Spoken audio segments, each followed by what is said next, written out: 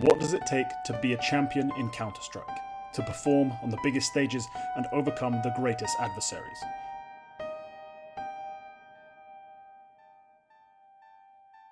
It takes heart, desire, and skill. But it also requires teamwork, trust, and strategy. Setting up, spinning around as well, Neff not able to take down Apex. And what a pop-up sound off against. Beautiful work. Welcome to the Keys to the Kingdom. I'm KingT, and these are the key rounds, the key players, and the key ideas from Liquid vs Vitality in the grand final of ESL Pro League Season 16. Let's see what he can do.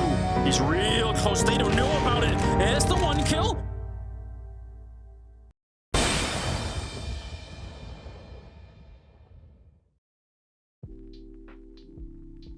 Of course, it wouldn't be a T-half of Inferno if we weren't talking about Yakinda. On several occasions, he absolutely split the defense open, giving Liquid a man advantage at least. Round 4, the utility used to get Yakinda to top Banana is perfect. Nitro flashes to allow him to push on the Molly extinguish, then Molly spinks into the open. Another flash goes behind the little Latvian, just in case a second peek comes in from the CT side. He gets the frags, and that's the round wide open. Round 5 is a slightly less calculated example. The Baltic bomb site breaker simply waits for Apex to push it, punishing the Frenchman's curiosity. He then slowly takes the entirety of Banana back from the CTs, who are too understaffed to keep hold of the territory. Arriving at the top, Yakinda sees a smoke arrive from CT spawn.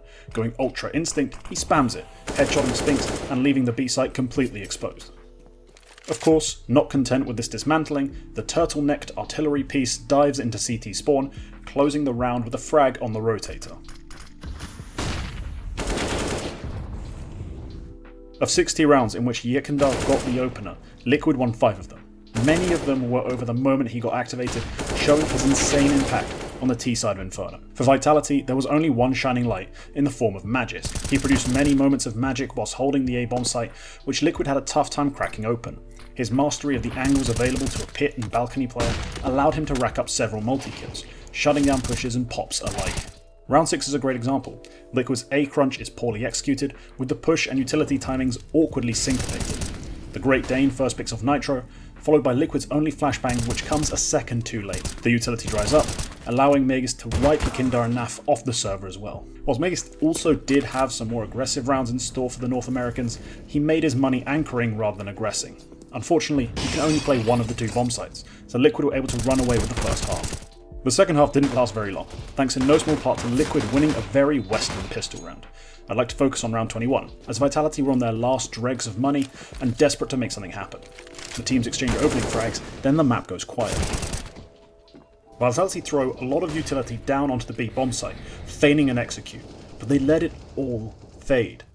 They go quiet, in the hopes that this will convince Liquid to rotate off to the A bomb site. Rather than rotate off this B site though, they send OC out to perform the info duties and take a look around top mid. He finds it empty, so he returns back to the B site just in time to add to this stack. The counter utility is swift and effective, with Nat's Molly especially splitting the Vitality push. Apex is the first to drop, and the rest swiftly follow. Vitality's limited buy is ripped away from them, thanks in no small part to their own pacing. This is a round they could have actually made something happen in. They waited so long between their initial probes and their final execute, the stack was able to shift, and the CTs were able to reposition. Liquid went on to close the map with a delightful mid-aggression, finishing the map in only 23 rounds. Yakinda was a stud on the T side, leading me to call him the best Inferno player in the world. There is a concern over Liquid's T-site win rate without Yakinda opening up in Banana, but that's a problem for rosters without him to figure out. The CT setups they ran also left very little for Vitality to exploit, and when they did get through, the rotations were well coordinated. Vitality did at times look afraid to properly probe deep into Banana, like they were afraid of the little Latvian monster from their nightmares. Now, onto map 2. Dust 2 was Vitality's pick, and boy did it show during that first half of play.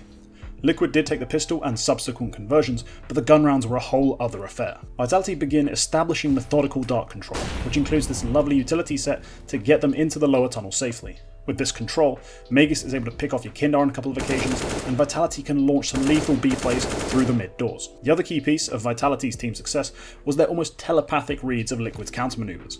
On round 7, expecting Liquid to throw in an aggressive curveball through mid, Apex calls a fast contact B play. This turns Magus from a lurker to an entry in the blink of an eye. Naf has been left hanging from his branch by Yakinda, who is currently halfway up mid.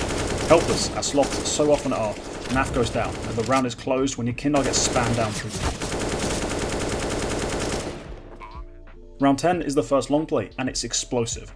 With a constant bombardment of flashes behind them, the Danish duo go flying out of the long doors. Where Vitality looked in sync with their utility, Liquid are constantly flashing each other, and getting caught by the Vitality flashes too. The Danish Magician takes out Nitro, before French Jesus picks off an incredibly blind Liege to make it a 5 vs 3. Yakinda does get one on the AWP, but this round is already too far gone for Liquid to bring back. Magus takes OC's head, and Spinks mops up the rest. This half was all about Apex's calling, Magus lurking, and Spinks absolutely popping off. The French desk pummeler was absolutely masterful with his pacing, waiting to bait bad pushes, then absolutely devastating the Yanks with speedy plays. Magus and Spinks were both on top form, with Spinks having some incredible highlights throughout the half, displaying exactly why Vitality signed him. Round 20, one of Liquid's final gun rounds, starts with the Americans holding for pushes and hoping Liege finds something around the long smoke. At the minute mark, they start going into a mid-B split. A good call, but one that fell down in the execution. The utility from Upper Dark was poorly timed and allowed both Dupree and Zywoo to thin the herd prior to them reaching the bomb site. Zywoo was allowed to double up from his corner as the comms are messy, then Dupree closes out the round with a pair of gorgeous shots. Round 22 was Liquid's last goodbye, and realistically their final goodbye to this map. Again, Vitality bring out a well-timed switch-up, with Dupree pushing short under the supervision of Apex and Spinks in mid. Finding nothing up top, he clears Lower Dark and takes out Yakinda, completing one of the Latvians' poorest maps in a long while. The top mid peak finally activates, but the 2-man hold takes care of it, allowing Vitality to settle into their 2-man advantage. This map really showed some of the issues created by Yakinda's playstyle, or the playstyle of generally aggressive players, especially on the CT side. When it works, it can have immense impact, but when a team is so well prepared for it, they can absolutely abuse it. Not only did they pick up freebies on him, Vitality were also able to constantly abuse the B-bomb site, as it was left with only one defender more often than not. Apex's calling was masterful throughout, and showed what an incredible T-side Vitality have on Dust 2 when he's on top form. 2 maps in, Yakinda's been in the headlines throughout. How about the third one? Mirage was an incredibly long map, one that could take an entire video to cover, so I'm going to really have to zone in on the very specific key points. The first half was all about Zywoo. Round 4, Vitality have a broken buy, but are able to find a 2-for-1 trade in mid with some controlled aggression. The round then proceeds to fall apart when Nitro catches both Apex and Dupree, getting curious in mid later. Spinks goes down trying to prevent the bomb plant, and it's all left to everyone's favourite bilingual. Zywoo shows off his prowess, choosing angles and peaks to perfection in order to close out the 1v3. In this round, Liquid fumbled the bag, a common theme throughout this topsy-turvy map. With better execution, Liquid could have had this map done in regulation quite comfortably. The halftime score read 11-4 to Vitality, though key moments like round 4 should have swung the half more in Liquid's favour. Zywoo was amazing in this map, as he was for the entire event, but he wouldn't have had the impact he had without these types of slip-ups from Liquid. Whilst Luwu was steady across all maps, Mirage was the first true carry performance that he put forth. In regulation, many of Liquid's rounds came from their dominating mid presence, be it Yakinda pushing up short, OC peeking from connector, or a Liege standing and fighting from bottom mid. Liquid always found a way to challenge the team mid control. Of course, Yakinda had a lot of self-made aggression work out for him, relying on his own instinct and read of the game to make plays. Round 18, the first gun round of Liquid's comeback attempt, and one that needs to set the tone for the rest of the half. Yakinda calls his own number, using his advanced mid-spawn to dive straight into underpass. After waiting out any potential T utility, he swings wide at the bottom of stairs, taking down Apex and retreating before Spinks can react. Marex the Mauler then smokes behind himself for cover and lingers in mid behind the slightly misplaced con smoke. As this smoke fades, he's able to fight and take down Dupree, which is eventually traded out by Zywoo. After this, Liquid are able to close out the round, in part thanks to there being no CT smoke, a trend across this entire Vitality T half. Liege killing Zywoo makes it a 4v2, and the retake is comfortably confirmed. Let's focus on something here. I said I was going to zoom in on the really key things, and this is the most interesting idea of this map by a long shot. It's the missing CT smoke. At first glance, it's an oversight, one that cost them a frag or two, or potentially entire rounds. But is there a rationale behind this supposed oversight? Essentially, Vitality are relying on their flashbangs to get the players out of ramp and past the eyes of the CT players safely. The Palace players are then tasked with making the frag happen onto the CT player, forcing them to either retreat or go 1-for-1 at best. You see, the CT player, most likely knowing he's been bypassed by those flashes, and there's players that need to be fought around the stairs area because those players are applying immense pressure onto the other CTs, may have to step into the open if they want to make that fight happen. Now this is the theory. In practice, however, it looked a little different. Whilst it did work in some situations, we jumped to round 30. Now rounds don't get more key than this one. Vitality have their noses in front, and they can smell blood in the water. They attack early with an A execute, leaving that trademark CT gap in their utility as they enter the bomb site. There are now 2 points of conflict to focus on, the stairs and the site. Spinks and Dupree are pushing hard into the bomb site, with the Israelis' crosshair firmly fixed on the stairs peak. Elige obliges, giving Vitality the opening frag. But then, the round starts to fall apart. Captain America, who was playing deep in CT and didn't get flashed, is able to swing out and kill Dupree. Apex simultaneously goes for one of his favourite players, diving down the stairs to fight the connector player. The crazy frog gets flattened by OC, who reacts quickly to him hopping down the steps. This leaves ZywOo and Dupree alone in the bomb site, with 4 CTs remaining and their only assistant still sitting at the top of middle. The Woo starts doing what he does best, covering his teammate with a smoke and his AWP as he plants the bomb. He picks off the almost major winner in CT spawn before turning his attention to connector. Unfortunately, Megas' lurk goes the way of Flashpoint and falls apart before it even really got rolling. ZywOo picks off the sloth before finally going down, and the low HP Dupree can't close it out. We're going to overtime. This map really was a tale of the CT AWPers. OC was able to match ZywOo on the defensive end, putting together impressive rounds and giving Liquid the power to take this map the distance despite their mistakes. In OT, Liquid were really put to the test. With the formerly French leading 18-17, Liquid had to pull things back on their T side. Once again, the Americans looked to the east for a bailout. Their T side had not been able to replicate their CT mid success, and this round started in much the same vein. Spinks used the connector one way to take down OC, leaving Liquid down a man. Thankfully, Yakindar steps in, hitting a beautiful shot onto ZywOo and connector, and then also leading the assault up short, adding Dupree to the kill tally. Thanks to this pace injection and the numbers advantage, Liquid are able to trade down to a favourable 2v1 scenario on the bomb site.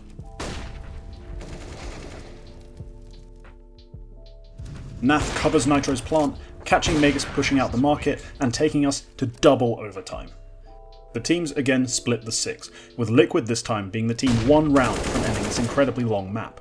They had a 4v3 retake on the B bomb site, but it fell apart quickly, thanks to some reverse anchoring by Spinks and Megas. The third and, thankfully, final overtime is upon us. Round 43 is where the final blows started being landed. Thanks to Elige's molly popping the window smoke early, a gap is left for Yakindar to peek through and fight. With assistance from OC's flashbang, Yakindar takes the opener before re-peeking for the double up. The final nail in the Hornet's coffin is the second OC flashbang, which catches Apex and allows Elige to find an easy frag from his connector swing. Another big round won by Liquid's mid-fight, the unsung hero of which being their utility usage that creates these little advantages. Round 44 was a huge opportunity for Vitality to equalise before the round slipped away. They go back to the execute that has brought them so much of their success, the A-pop. Yakindar finds the opener from Firebox, but both he and Nitro go down at lightning speed. Elige tries to make a play through the smoke, but Dupree catches him and makes it an overwhelming Vitality advantage. Dupree and ZywOo then overstep, pushing into CT with a flash from Majors. The flash catches Mr. Rasmussen as he tries to push, allowing the Super Sloth to kill him and then double up onto ZywOo. With their disadvantage gone, OC and Naf can make the retake happen on equal footing. OC activates from stairs, taking out the last 2 players as Naf comes in for the defuse. After cleaning up on round 45, Liquid head into the offensive side of the map only needing a single round. They start off by losing Yakindar immediately. ZywOo has himself a window smoke gap to work with, and he holds for the run boost that Liquid have attempted on the majority of their mid controls. As predicted, he's able to pick off the Air Baltic flight right after it takes off, giving Vitality the edge. Liquid make a good call and head for B, using all their utility to force Dupree back, but they are unable to prevent him from taking another player down. The captain plants, and now it's on to Vitality to convert their round. Now, they could have pushed out of window and door simultaneously with a flashbang. Instead, they dumped a bunch of smokes in their own way and awkwardly tried to run through them. Elige has a field day, and Nitro mops up the final 2 players who are trying to trade the wily American. Map 3 was 15 rounds too long. Both teams threw away winning rounds, and Liquid should have had it closed so much earlier. It was interesting to see this Vitality AXQ style have the success it did, and yet it also cost them one of the biggest rounds of the game. Overall, this was a pretty ideal game for your Kindar and OC fans. Both were exemplary in their roles on the defensive end, though the team did struggle to find consistent T-play. Overpass was a game of T sides. Both Liquid and Vitality hit the 7-round mark on the offense, playing great Counter-Strike but also showing off how frail the CT economy really is. In those two halves of regulation combined, the T-side only won 6 gun rounds. Even factoring in the overtime period only adds a single T-side gun round victory. A common theme on Liquid's defensive half was how heavily they chose to defend B. It's normal for teams to play a 2-3 split, but I had rarely seen a team in such a rush to rotate their AWPer down. The first T-gun round Vitality secured, one of only 2 they claimed, came off the back of an A finish. But for the most part, Liquid weren't punished for their heavy B lean. In fact, they even threw in this tasty A setup to challenge Vitality's default and absolutely slaughtered the white and yellow. It then came up as a surprise that when Vitality's T-side broke through after conceding 6 straight, it was on that B bomb site. It all began with a simple monster protocol that they had tested out earlier in the half. The idea is simple. 2 players get pop flashed through the CT smoke to take a fight with a potential monster player. Round 4, this netted them nothing, and a counter molly from the CT at barrels pushes them back.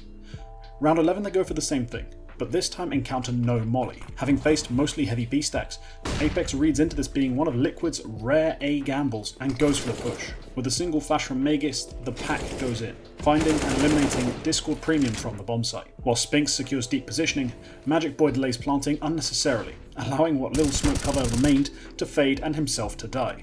No offense to Dignitas. Thankfully, Spinks is in a prime position to make a play. Flashbangs from Apex and Dupree get the Israeli Intimidators set up for a frag onto OC. As Liquid's methods of entry become fewer in number, they get completely shut down on the bomb site one by one. Spinks gets the final kill, setting Vitality up for another T-side freebie in the following round. The second half started with Vitality winning the pistol round, a luxury Liquid did not have on their defensive side. However, the bomb was planted, allowing them to come out swinging in the follow-up round. They set up for CT aggression, waiting to surprise anyone not expecting a full buy. No pushes came, so instead Yakindar was allowed to take contact into A long. He wins the fight with Zywoo using a nice controlled burst, adding a third rifle to the firepower for the Americans. Spinks then makes a questionable call, locking himself into a one and done spot. Liquid continued to clear long and progress forward, eventually arriving at Spinks' Alamo. A great flash from Yakindar white screens Vitality's latest hire, and Elige can pick him off comfortably. From that point forward, the round is fairly comfortable. Elige trades OC onto the bomb site, and now Vitality don't even have the weapon advantage. The round is closed out by Yakindar and Naf, who only have 2 rather beat-up defenders left to deal with. The former hitting a nice scout shot onto Apex, and the latter swinging out from the truck to put the cherry on top. This grand final was one of the finest series Zywoo has ever played, and round 22 perfectly exemplified the impact of an AWPer as great as himself. Vitality's buy is broken, with Zywoo wielding the only saved weapon. Holding for a T-swing into the party benches, Zywoo hits a lovely flick onto Yakindar stepping into the bathroom entry. Now, knowing that the one weapon Vitality has in play in bathrooms doesn't deter Liquid, as they expect a stack on the B bomb site. Unfortunately, they still haven't actually dealt with Zywoo, who has re-established his position in the bathrooms and can hear the execute coming from long. Thanks to the early warning, as well as the Woo hitting another shot on the entry man, the push stalls out long enough for Apex to get to the truck. From there, Mr. Expressive hits a tasty 1D, followed by a final shot onto the physically, and possibly emotionally, damaged Elige. Overall, Vitality were able to create more issues for Liquid's side in terms of full buys. However, these were well dealt with by the Liquid attack. Spinks had issues playing A, where he was often a liability to the Vitality side. Zywoo was magnetic in general, but I could say that on any map. Something that was notable about both teams' defensive sides, but especially Vitality, was a lack of success with aggressive maneuvers. This changed in overtime, as both Spinks and Dupree were able to find success pushing the areas they were holding. Zywoo was also able to make that party play stick in round 33, perhaps a sign of Liquid's default losing some of its original sturdiness. Whilst Liquid's overtime defense had similar success initially, it wasn't comparable in terms of actual rigidity. Both the rounds they won required immense heroics, first from Naf going god mode on the B bomb site, and second Yakindar salvaging a man deficit with another calculated aggression. Round 36 was asking for one miracle too many, however. Initially, this round was played perfectly by Liquid. They got into their 4-man B setup and started feeling for contact. You see, playing CSGO is like a post-up. You feel the defender behind you where they're applying pressure and assess which is the best way to get past them. If they press hard on your left shoulder, you roll right. If they press hard on your right shoulder, you roll left. In this case, Liquid felt nothing towards that B shoulder. First they sent NAF and OC back up to the A bomb site, then even pushed Unleash through their own monster smoke to make good and sure that the T side had truly left the B site for good. At this point, everything's locked in for Liquid. They have the numbers stacked up in the right places, and the rest of the cavalry are already on the way. Unfortunately, it all collapses. Juggernaut goes aggressive at long to secure it, but gets outdueled by Apex around the defensive smoke. ZywOo's God Flash into the bomb site catches both NAF and OC, allowing Dupree to enter unchallenged and pick off the Sloth King. Apex also then swings from long, taking down the Orca trying to avenge his comrade. This entire time, Spinks has been ready and waiting for the connector flank. Elige obliges, giving Spinks an easy kill and leaving Nitro in an impossible 1v5. He gives it his best shot, but ultimately goes down to end the map 19-17 in favour of Vitality. The better team won, but that wasn't really evident until overtime. During regulation, Liquid played a far more convincing game on both sides of the map, but big plays from individual from Vitality kept them alive until they figured it out in OT. It all comes down to Vertigo. This hectic series has somehow made it to the 5th and final map. So far, Liquid has looked the better team in the games that went the distance, though their inability to close has bitten them on the backside. Everything now hinges on Vertigo, a map which has become a go-to for teams who want a good brawl. The game kicked off with Vitality absolutely dominating Liquid on the CT side thanks to great discipline and team play. Round 5 is a perfect example. Liquid had heavy presence at the bottom of the ramp established, but respect the utility and don't take any further space. In contrast, Vitality choose to challenge. Apex makes his way down yellow, hiding in the fading smoke, whilst a fresh one he threw pops. None of this was truly subtle, so the eyes of the Water Boys are drawn towards his position. Thankfully, Vitality have a plan. ZywOo is also using this timing that Apex has found to swing from the upper ledge, picking up 2 frags before going down. Apex then trades out Elige, justifying his positioning before finally going down himself. Vitality are now up a man, and Liquid are left with very little util to set themselves up. They choose to play the numbers, grouping all 3 players they have towards A. Rather than wait for them, Dupree and Spinks pair up to clear out the ramp. It's the new kid who leads the way, catching NAF unprepared and converting the damage already done onto Yakindar. This Vitality defense managed to be dominating without very much aggression. It was more often the case that their key defenders were able to stand their ground and act as a flood barrier against the Liquid offense. When Liquid did finally break through, it came thanks to a handy distraction from the Super Sloth Lurk. Round 9 starts with an Apex frag, but not even 10 seconds later, NAF catches out Spinks overfacing in mid. For the first time in a while, Liquid are actually one step ahead, splitting the A defender's attention, then executing onto the bomb site. Apex gives his life away to block a smoke, which is something that only this lunatic of an IGL would ever do. ZywOo gives Vitality some life, but his is forfeit after only 1 kill. In the 3-on-2, Liquid maintain their discipline and their fundamentals. NAF ensures Magis can't double up, and leaves it all up onto Dupree rotating in late. He's able to get to the bomb, but again Liquid show their fortitude, do not overface, and NAF finishes the round off. Overall, Liquid struggled to adapt to the defensive front of Vitality. Even in the T rounds they won towards the end of the half, they weren't manipulating the Vitality side, they simply fought their way through the stacks. On their own T half, Vitality kicked things off with an amazing pistol. They slowly scaled through middle, making sure they can't get caught out by any forward CT positions. Once they have their platform established, they execute out. ZywOo mollies the floor, a fascinating feature that Valve had included in the game. This is accompanied by a flashbang from Apex to get his fraggers out into space.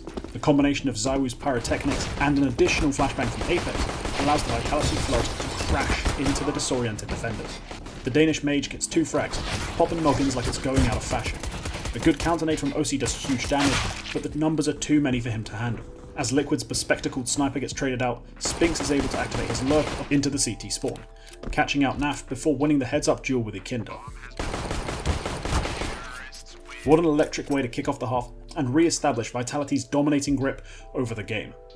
Vitality kept a solid game plan all T half long, following up that phenomenal pistol with a well-executed A-fake that left Liquid clutching at straws. Liquid fought back using what Americans use best: imported firepower. It's the first rifle round for Liquid and a must win, with the game slipping away from them at an alarming rate. The ramp exchanges are balanced, with the 2 openings found by Vitality being equalised by OC and mistrusty Mac-10. The brave young Yank does go down though, leaving Liquid down a man as Vitality start making their way up the ramp. Yakinda, equipped with maybe the worst weapon in the game, decides to plant his flag of carmine red with a white horizontal stripe. Not expecting such a brazen position, Vitality walk out into the open, losing Magus and Spinks in an instant. dupreeh is the last man standing, but having already taken a beating, he is also swiftly dealt with. Later into the half, and having come out worse of another ramp exchange, Vitality switched things up, going back to the slow mid-creep from the pistol round. This time, Liquid challenged for the space, with Liquid getting flashed in for a fight. Unfortunately for NA's greatest, not only is Apex playing anti-flash, Spinks is a bloody ballerina, spinning to avoid most of the blindness and then taking the Goose Breeder's head off. With the advantage established, Vitality pull out, no offense to the Pope, and look to establish a B play instead. Liquid notice the silence across the map and clear out mid, figuring out that it is most likely a B finish.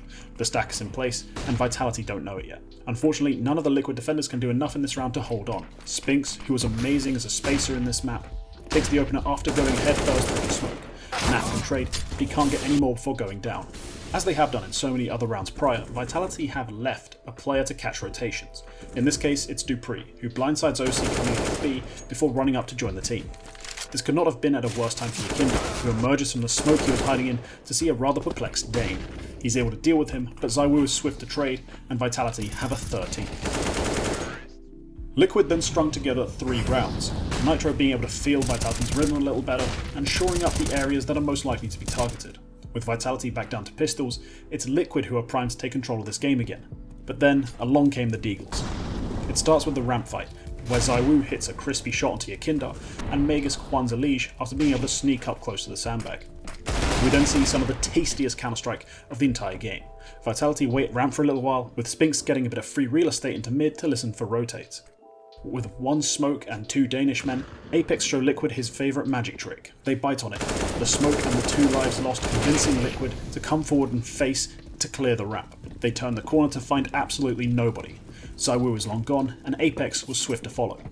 With Spinks now lurking deep in CT spawn and the bomb being planted, Liquid are sent into a complete panic. Spinks kills Naf and further delays the other rotators, meaning Nitro and OC arrive with only 19 seconds on the bomb timer and 2 French kicks to dig out. They fail at the first hurdle, as ZywOo is so on form that he outduels both Captain America and Hawkeye with just an empty. Liquid are forced onto the back foot, with just enough in the tank for one final buy before the map slips away for good. The round opens in the same way it would end, with a trade. Spinks goes 1 for 1 in the middle, setting in motion a series of trades that Liquid could never escape. Magus is next to strike, surprising the second mid defender before being traded by Nav. dupreeh then trades a ZywOo for an informed Naf, a costly one, but incredibly necessary as Naf is the only player on Liquid who has looked up to the task of shutting down this Vitality offense all series long. At this point, Nitro is still alone in the bomb site, and Yakinda has quite a way to rotate. The All-American can't hold 2 angles at once, and his positioning means he gets taken down rather swiftly by his opposing number. Yakinda has to win the 1v2, something he can only do by avoiding getting traded. He does what he knows best, playing fast to secure the kill into Apex, but leaving himself open to dupreeh. An awkward spray battle ensues, but dupreeh eventually wins out to put Vitality 1 round from the title. The final round of the game was closer than it should have been, especially considering the buy Liquid limped in with. Elige did have an opportunity considering the HP of the opponents to close it out in a 1v3, but that was asking a bit much of the guy. So Vitality finished the series in 5 somewhat closely fought maps. The peak of this series for me were those 2 decisive wins to start it all off. Each team showed that they could pick, prep, and close out their maps, whilst also playing some pretty masterful CS. The overtimes took a while, but ultimately delivered the excitement that everyone was looking for such a big final. To me, it did look like Liquid sort of ran out of stamina on map 5, but it's more likely that Vitality was simply better prepped for an eventual Vertigo finish. As you saw those early rounds, they were really well delivered and executed. ZywOo was the clear MVP, but Liquid did get some decent performances out of Naf and Yakinda. But yeah, that's all for this one. Hopefully got it out just before the Major Legend stage, when the Kingdom is all up for grabs again. And yeah, I'll see you in the next one. Goodbye.